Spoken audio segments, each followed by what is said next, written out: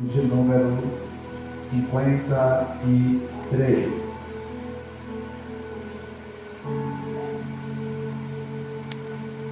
Quantos acharam?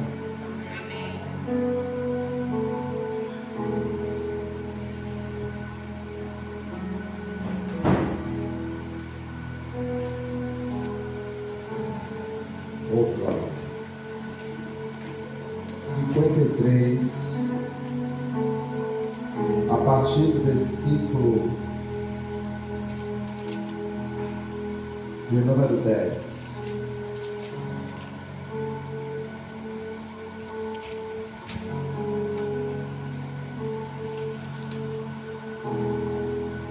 Todavia, ao Senhor agradou Moelo, fazendo-o enfermar, quando der ele a sua alma como oferta pelo pecado, verá a sua posteridade e prolongará os seus dias, e a vontade do Senhor prosperará nas suas mãos. Ele verá o fruto do penoso trabalho de sua alma e ficará satisfeito.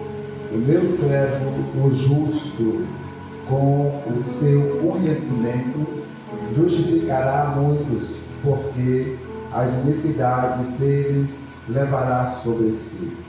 Amém? Amém. Graças a Deus. Louvado seja Deus. Sempre é importante. Soberano Deus e eterno Pai, graças te damos, Senhor, por mais esta palavra.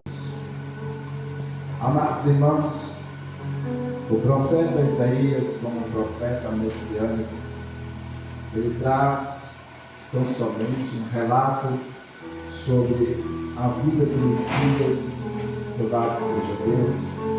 E nesse capítulo, ele deixa claro, é um dos capítulos que mais se é mencionado no Novo Testamento, porque traz um relato tão somente do propósito de Deus em meio ao sacrifício.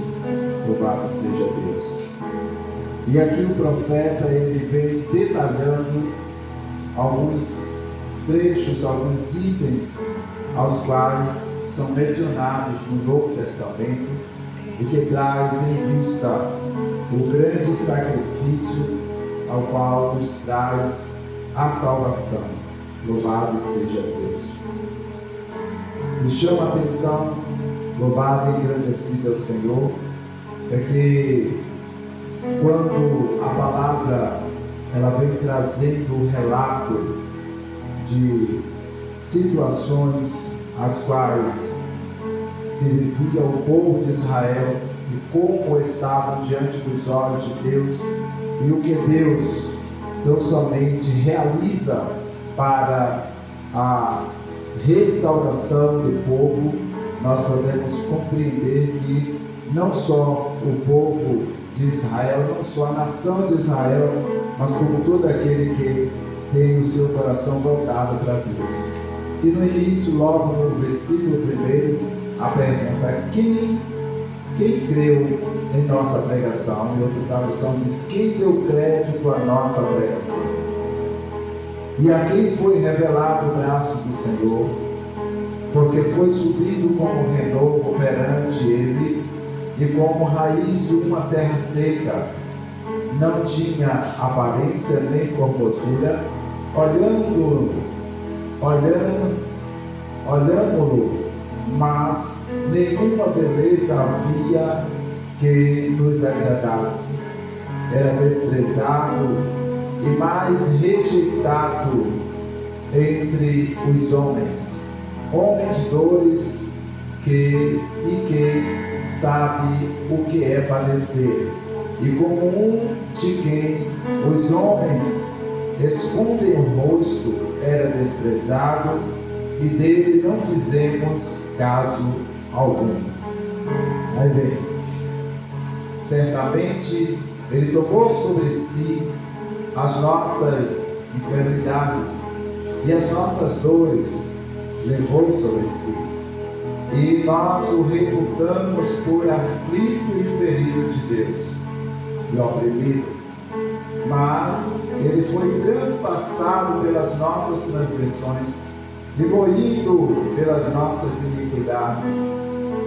O castigo que nos traz a paz estava sobre ele, e pelas suas pisaduras fomos sarados. Todos nós andávamos desgarrados, como ovelhas, cada um se desviava pelo caminho, mas o Senhor fez cair sobre ele a iniquidade de nós todos. Ele foi oprimido e humilhado, mas não abriu a sua boca. E como um cordeiro foi levado ao matadouro, e como ovelha muda perante os seus tosquiadores, ele não abriu a boca, por juízo opressor foi arrebatado, e de sua linhagem quem dela cogitou?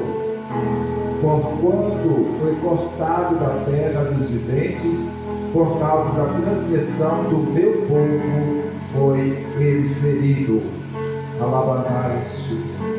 Designaram-lhe a sepultura com os perversos, mas com o rico reteve na sua morte, posto que nunca fez injustiça, nem dolo algum se achou em sua boca.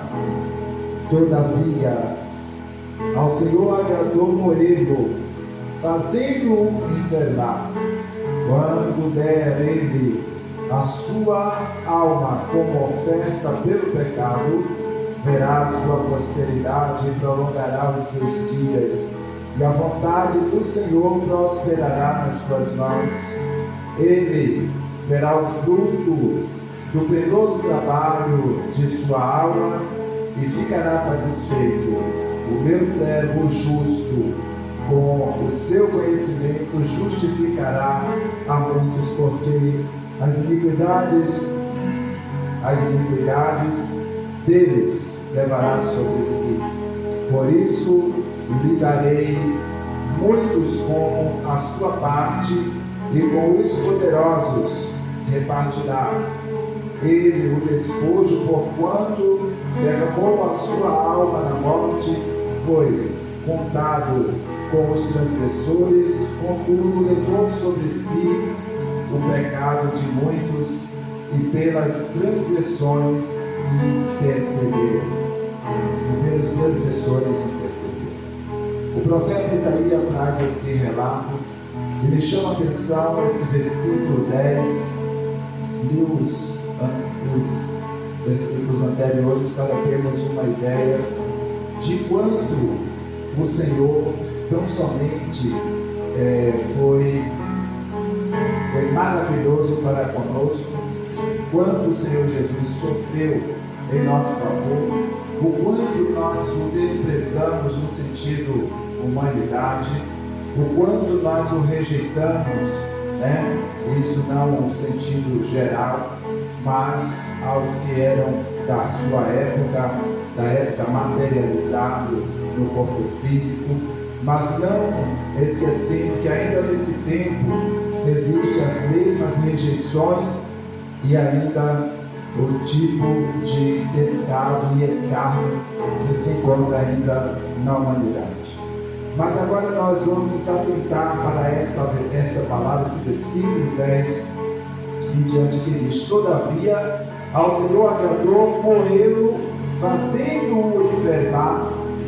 Quando der ele a sua alma com oferta pelo pecado, verá a sua posteridade.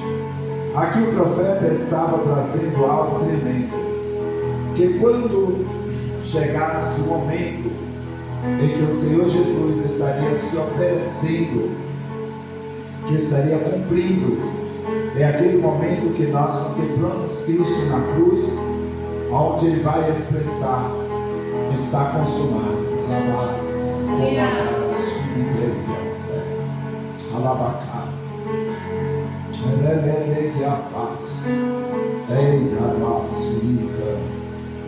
É onde ele vai expressar está consumado. É quando ele entrega o seu espírito, ele se rende ao Senhor. É quando o véu do templo se rasga de alto a baixo. É quando se cumpre a lavadara subcandarária. O sacrifício é quando o pecado da humanidade se acomodava a sério. É junto que a faço com ele a lavadara subia. Aleluia. O pecado da humanidade recai sobre ele, e ele agora, como cordeiro, purifica tão somente, aleluia, levando de uma vez para sempre. É algo que paramos para analisar. Todo ano era necessário serem mortos os cordeiros, né? Para que houvesse a purificação do pecado do povo. Todos os anos eram feitos sacrifício à Páscoa, mas agora vem um sacrifício redentor, que elimina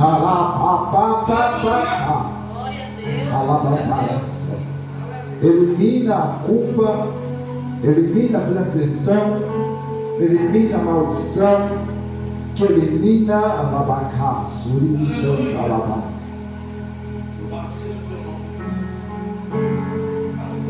Toda espécie de mal e de condenação, e traz a um sentido purificador a salvação, a vida eterna. E o engraçado é que é um sacrifício só, que é válido para toda a vida. E o mais perfeito de todos, e traz ainda a consciência que não é só para uma nação, mas para todo aquele que quer. Aleluia! Alabandas, realmente que é fácil. E aqui o profeta, ele traz em relato que a partir do momento em que isso acontece, aí agora vai ser prolongado os dias. Que maravilha. E aí lá na frente, o versículo 11, ele diz: ele verá o fruto do penoso trabalho. Olha aí, o fruto do penoso trabalho de sua alma, e ficará satisfeito. O meu servo, o justo, com seu conhecimento justificará a muitos. Por isso que o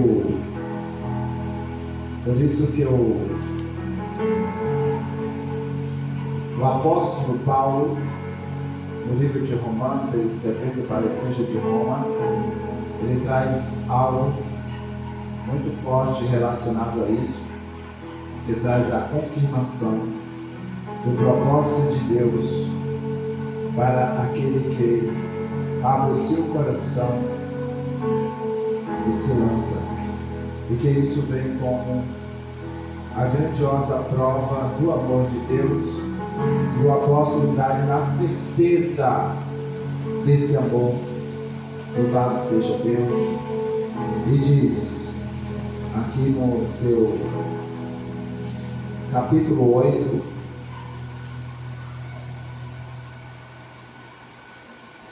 a partir do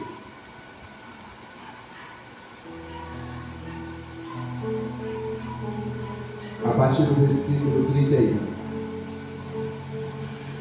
E ele vai expressar da seguinte forma: que diremos, pois, à vista destas coisas? Se Deus é por nós, quem será contra nós? Aquele que não poupou o seu próprio filho, Antes, por todos nós o entregou. Porventura, não nos dará graciosamente com ele todas estas coisas, ou todas as coisas? Quem tentará acusação contra os eleitos de Deus? Aí vem, é Deus quem os justifica. Quem os condenará? É Cristo Jesus quem morreu, ou antes, quem ressuscitou, o qual está à direita de Deus e também intercede por nós. Quem nos separará do amor de Cristo? A tribulação? Ou a angústia? Ou a perseguição? Ou a fome? Ou a nudez? Ou o perigo? Ou a espada? Como está escrito: por amor de ti somos entregues à morte todo dia. Fomos considerados como ovelhas para o matadouro. Em todas estas coisas, porém, somos mais que vencedores por meio daquele que nos amou. Porque eu estou bem certo de que nem a morte, nem a vida, nem os anjos, nem os principados, nem as potestades, nem as coisas do presente, nem do porvir, nem os poderes, nem a altura, nem a profundidade, nem qualquer outra criatura poderá separar-nos do amor de Deus que está em Cristo Jesus, nosso Senhor. Observe que o apóstolo ele traz algo tremendo e vai mostrar que Deus não poupou ao seu próprio Filho. Para a realização do propósito de Deus, o que Ele determina a respeito dos seus escolhidos, não tem como voltar ou mudar. Uma das coisas que nós precisamos entender, queridos, é que quando nós nos rendemos, é aonde nós alcançamos vitória. Por muitas formas, o Senhor tem mostrado isso. E eu estava analisando a palavra que quando o profeta expressa, ele expressa que quando ele der a sua alma, quando ele, a sua alma, por oferta, aleluia, aí contempla o que? O prosperar, contempla o agir, alabandara, subicandarabá, serelegabá, subicá. E aqui o apóstolo, ele traz em uma questão muito clara, e de uma forma bem detalhada, ele diz: aquele que não poupou ao seu próprio Filho, antes por todos nós o entregou, porventura não nos dará graciosamente com ele todas as coisas?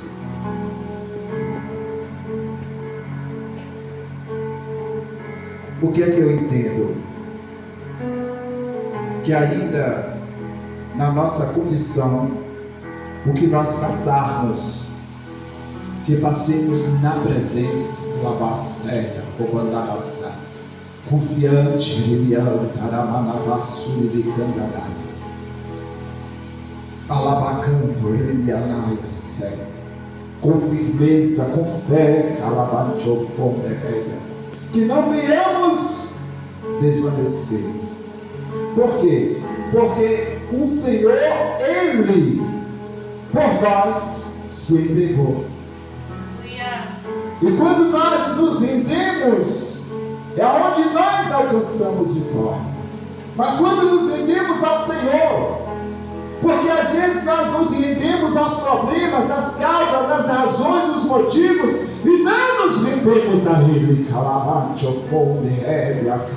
porque não queremos muitas vezes aceitar a vontade de Deus.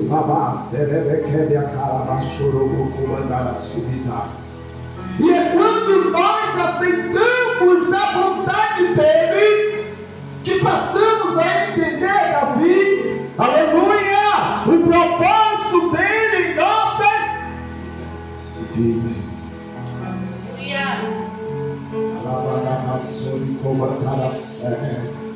Às vezes lutamos no nosso interior contra Deus, porque não queremos aceitar o querer dele. E aí o que é que ocorre? Ficamos fragilizados, que é o mesmo que um camarada chegar e correndo e se bater numa rocha de pedra. E outra, cada vez que o cabra corre, que vai se arremete contra a rocha, ele se arrebenta, não é? E ir contra a vontade de Deus é terra. É somente no ditado popular, né? Não, Isaías, no ditado popular é quebrar a cara, não é? Cada vez que resistimos à vontade de Deus, estamos deixando de usufruir das bênçãos, das vitórias. Por quê? É o que chamamos e o que a Bíblia diz de endurecimento de coração. Tudo a ser. Porque a vontade de Deus, ela é boa, agradável e perfeita. Aleluia! Só tem uma coisa que eu vou dizer uma, mas é mais de uma. É que os pensamentos de Deus são mais altos que os nossos. Oh, que maravilha! Aí é onde vem, Júnior, a grande diferença. Porque Deus não pensa como o homem pensa. Os pensamentos de Deus são mais altos. O caminho do Senhor, os caminhos são mais altos que os nossos caminhos, porque o caminho de Deus é perfeito.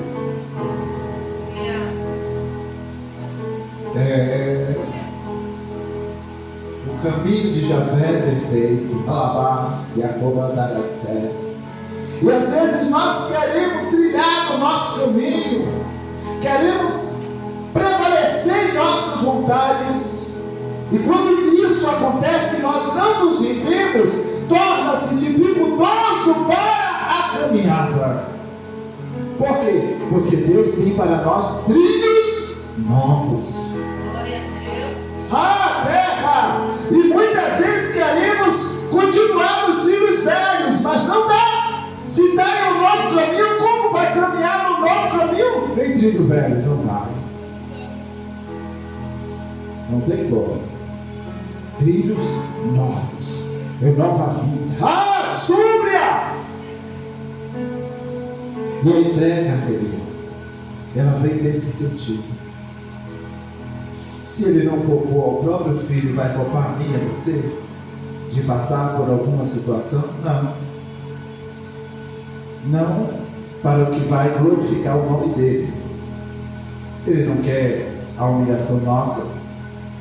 Se você está na presença de Deus e buscando a vontade dele, ele vai provar a sua fé.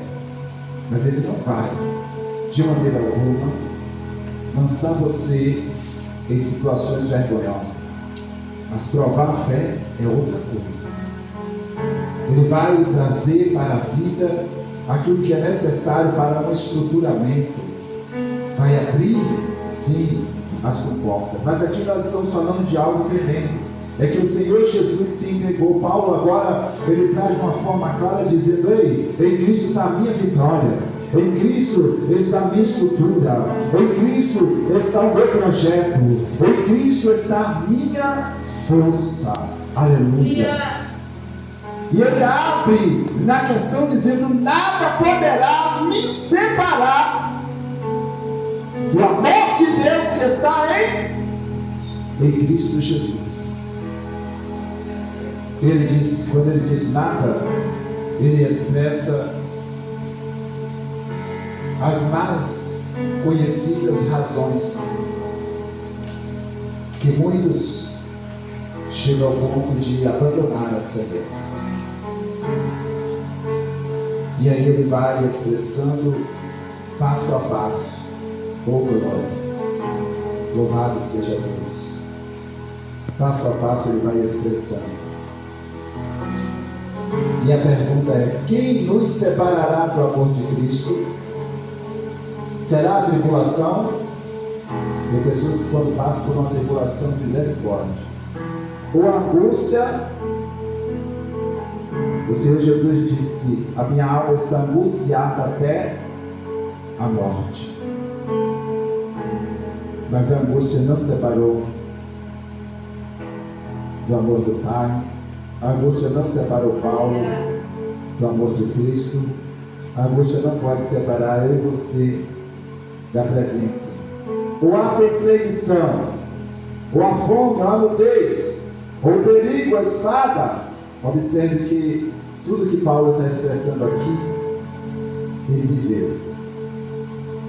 Ele foi a naufrágio, sofreu perigo de irmão, perigo de salteador, perigo de estrada, passou fome, foi chicoteado em 5 quarentenas menos 1,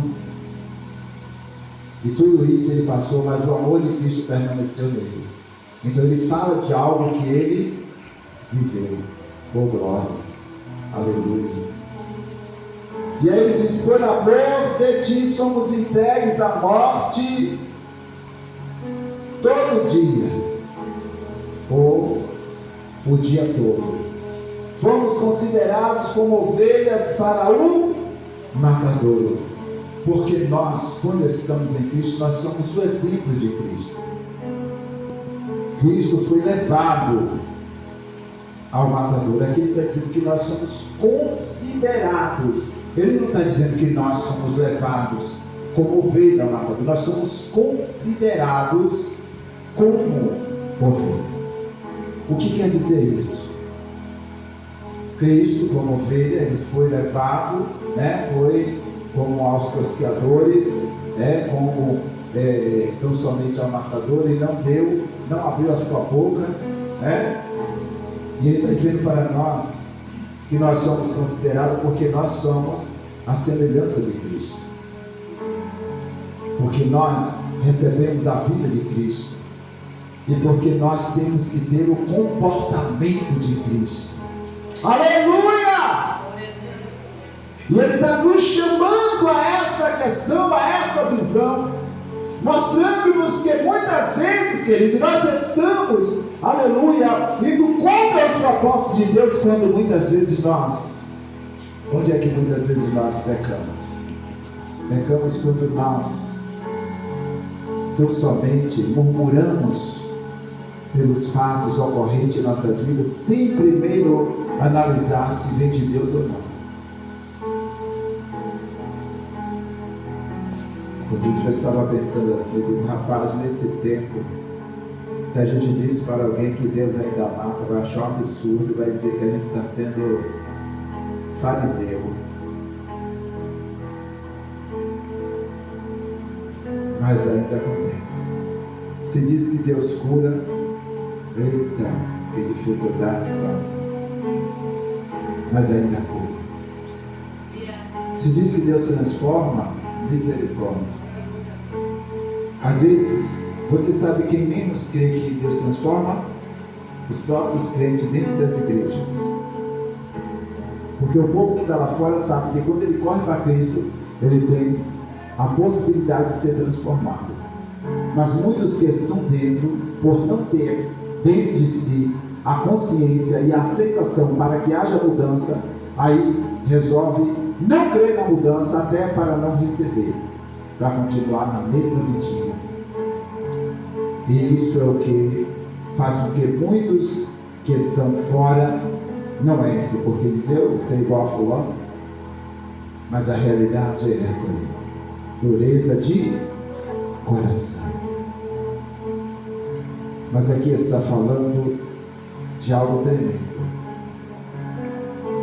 A semelhança em Cristo revela o amor de Deus nas vidas. E quando Paulo ele vem expressando passo a passo, em especial a questão de que nada poderá separar do amor de Cristo, e ele fala sobre o perigo, a espada, a perseguição, e vem uma outra questão. E a consideração, fomos considerados como ovelha para o matador. Em todas essas coisas, porém, somos o quê? Mas que vencedores por meio daquele que nos amou. Porque Cristo foi quem pagou.